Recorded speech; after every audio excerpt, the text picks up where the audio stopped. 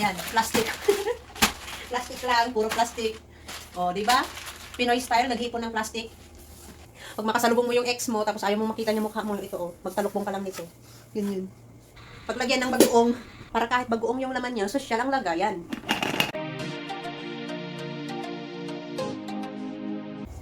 Hello everyone! Welcome to my channel. Ngayon, sa video ito ay papakita ko sa inyo itong laman ng balikbayan box ko. Ngayon, magkakalkal ako. Ito po yung box ko, balikbayan box ko malaki, jumbo. Papakita ko sa inyo kung ano yung laman niya. Dali ka makita. Yan, plastic. Plastic lang, puro plastic. O, di ba? Pinoy style, naghipon ng plastic.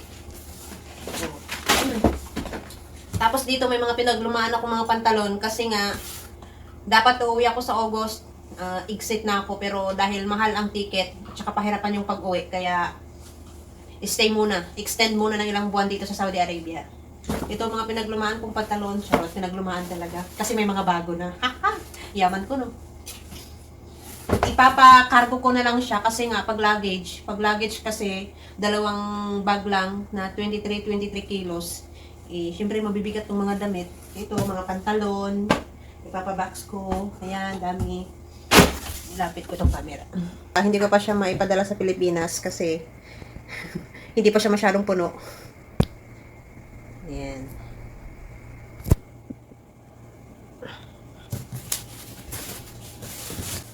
Ito, meron ding mga sapatos. Ayan, meron ako. Yung mga sapatos, siniksikan ko ng mga medyas para hindi mapit-pit.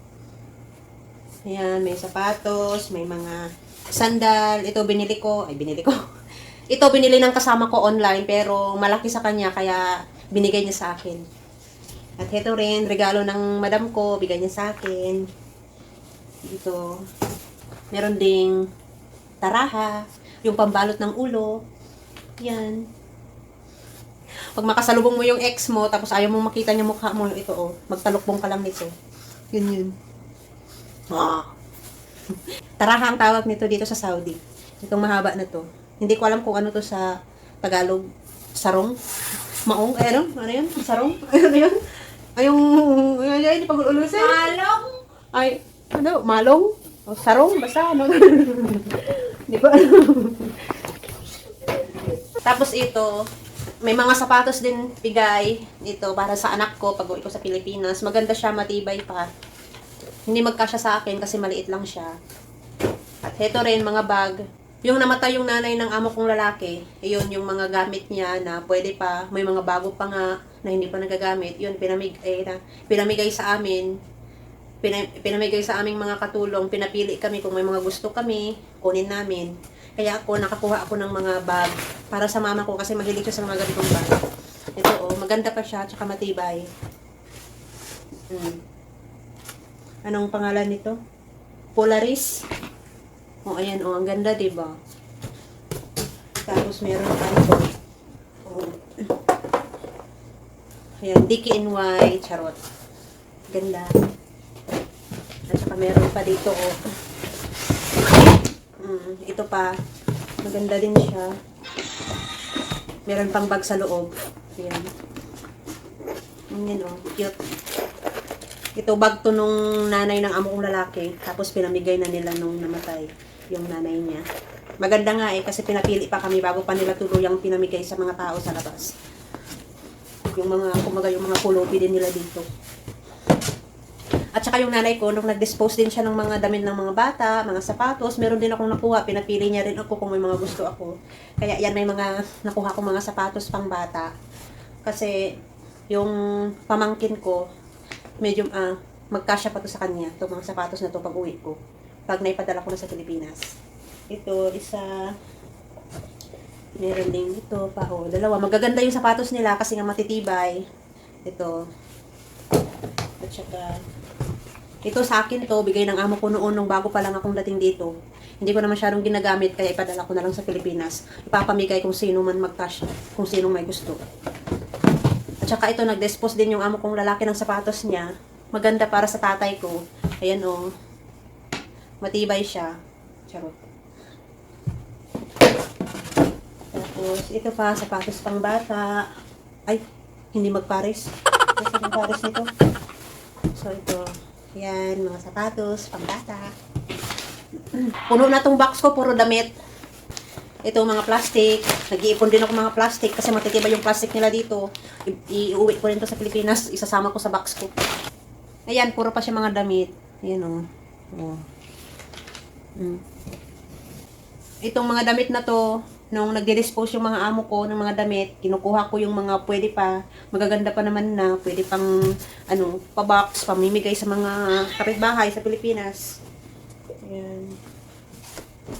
Ito, damit pang bata. O, yan o, may nakuha ko sa amo ko. Pwede pa siya o, damit pang bata o. Paano sa Pilipinas.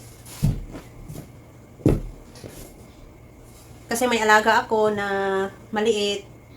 Hindi na magkasya sa kanya. Nalakihan na niya itong mga damit niya. Kaya ito, ang ganda, di ba? Ang cute. Who knows, baka one day, pagpalain ako, magkaanak ako ng babae. O, di ba? May pang ano na ako, pang damit sa anak ko. Charot. Pero kailangan ko munang maghanap ng mapapangasawa bago ko magkaanak ng babae. O, yan.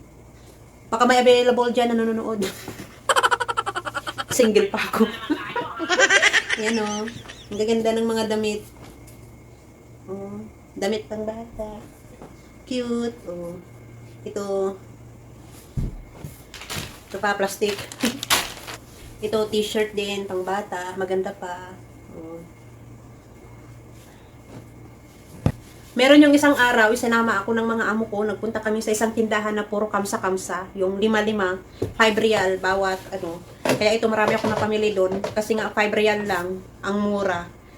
Gamit pang kusina. Kaya ito, bumili ako ng mga panggamit kusina. Ito, 5 real lang, itong dalawa. 5 real, kung i-convert natin sa peso, siguro nasa mga 60 pesos na. Ayan, 60 pesos to. Kung sa peso pa. O diba? O, ayan o. Para madaling mapuno yung balikbayan box ko, kaya namili ako ng mga ganito. Ayan, may gunting pa. Ayan, mga Tupperware. May salaan. Pag uwi ko sa Pilipinas, magagamit ko ang mga to para kahit pa paano galing Saudi, mga gamit pang kusina. Ito o. Meron ding baso. O, ayan, ang cute. Meron ding Tupperware. Ayan. Ito pa, Tupperware. Laki ng box ko, pwede ako magkasya. Ito pa. Ito, puro pa damit. Ayan o. Dami pang damit. Ano yun? Ito, mga damit pang bata. Yan o, dami. Ang dami kong ipapadala na damit pang bata kasi nasasayangan ako kung hindi ko kukunin. Kaya, ipapadala ko na lang sa Pilipinas kasi maraming mga bata doon sa amin. Ipapamigay kasi hindi na ito magkakasya sa anak ko. Malaki na yung anak ko eh. Sa ano, sa mga pamangkin. O, yan o, magaganda pa. Ayan pa si Batman. Bahala na si Batman sa problema. Andiyan naman si Robin, di ba? Ito pa, oh. 5 real. Pwedeng pang ganyan. Tapos meron pang ano, oh. Ano to? Paglagyan ng bagoong, maganda siya. Kasi, maganda yung takip niya, yan, oh. Para kahit bagoong yung laman niya, social ang lagayan. Oh, meron din salaan. Ito. Ito pa. At saka meron din akong ito. Isang set ng baso at saka pixel. Kailangan talaga ano to, balutin ko ng maayos para hindi mabasag pagdating sa Pilipinas. Kasi yan nga, babasagin siya. At saka nung nag-day off ako, may nag-sale ng mga kumot. Kaya nakabili ako ng mga kumot. Ito oh, maganda siya, malambot. Masarap matulog kahit wala kang katabi kasi ang lambot niya. Ipakita ko. Magmamagic ako saglit mawawala ako. Tadan! Didididin. Pa.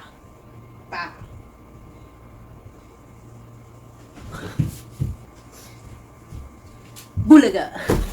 Tatlo yung nabili ko kasi ano lang siya. 39 real lang siya. O, diba? Mura lang siya. Nag-sale siya. 50% off. Ayan. Tatlong kumot. Tadan! Meron pang isa. Maganda yung kulay. Tadaan! Ayan. Meron pang Tupperware.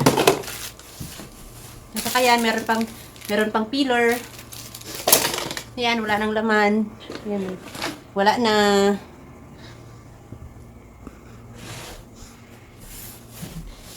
Alam nyo, sa laki ng box ko, pwede akong magkasya. Oh.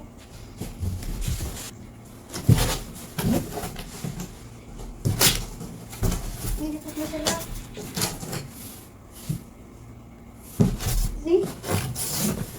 Ba!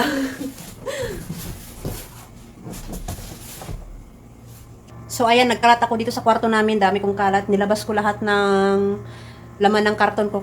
Kasi gusto kong malaman kung mapupuno ko na ba yung balikbayan box ko para maipadala ko na sa Pilipinas. Ayan o, dami kong kalat. Tadaan! Gagalit na tong kasama ko dito, kalat ko. At ito, papandagdag sa balikbayan box ko. Ito o.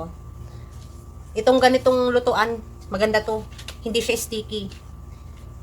Pag dito ka mamili sa abroad, parang magaan lang sa bulsa kasi yung price niya, 54 real lang siya. Pero syempre, kung i-convert natin sa peso, siguro mga 700 na. Ganun.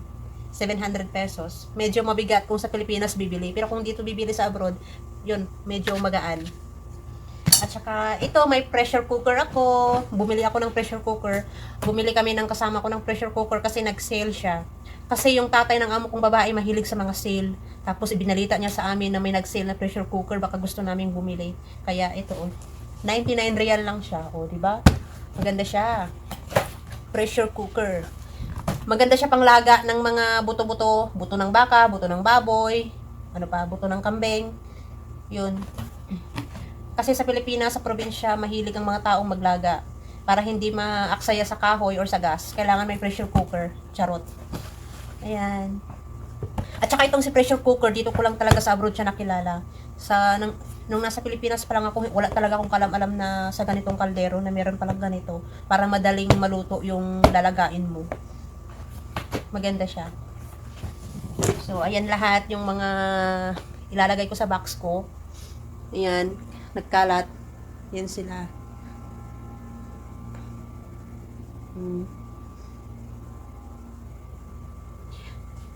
Ngayon, nilabas ko sila sa box. Ngayon naman, isa-isahin ko silang ilalagay. Kasi nga, itatry ko kung mapupuno ko na yung box ko para maipadala ko na sa Pilipinas. Kasi nga, masikip na dito sa kwarto namin. Masakit na sa mata. Dami ko ng kalat dito sa kwarto namin.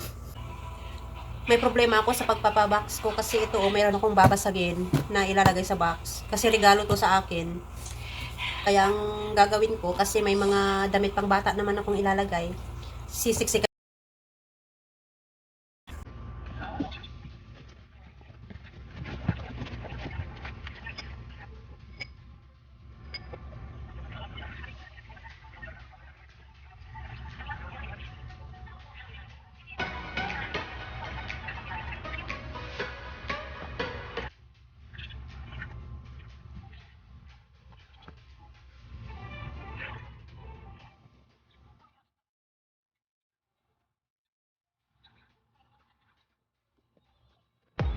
So, hito na po siya. Binalot ko po ng mga damit yung mga baso para hindi siya mabasag. Para safety.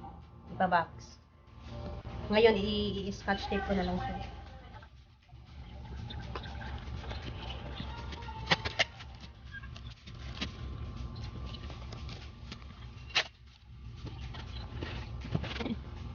So, ayan, safety na siya. Ngayon naman, ito na namang pitselya ang babalutin ko ng damit.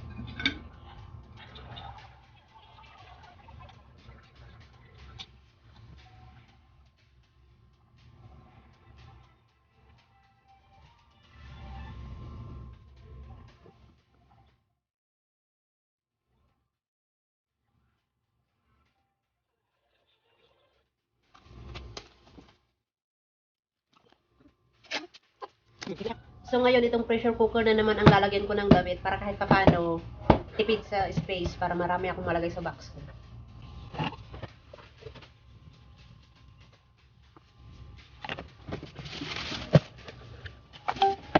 Ito, pwede ko pang lagyan ng mga damit sa loob niya. Yung mga babasagin para safety.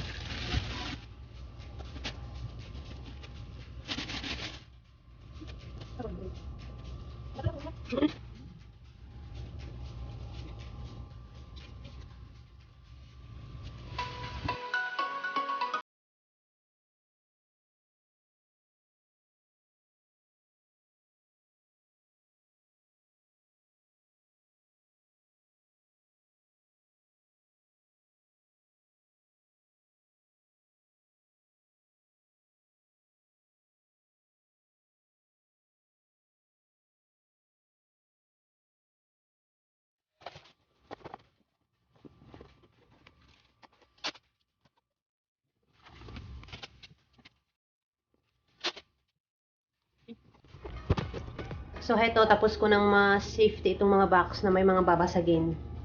Kaya ngayon, magsisimula na ako na i-arrange yung mga damit ko sa balikbayan box. Kaya dito ko tatansyain ko kung mapupuno ko na ba talaga itong balikbayan box ko para makauwi na sa Pilipinas.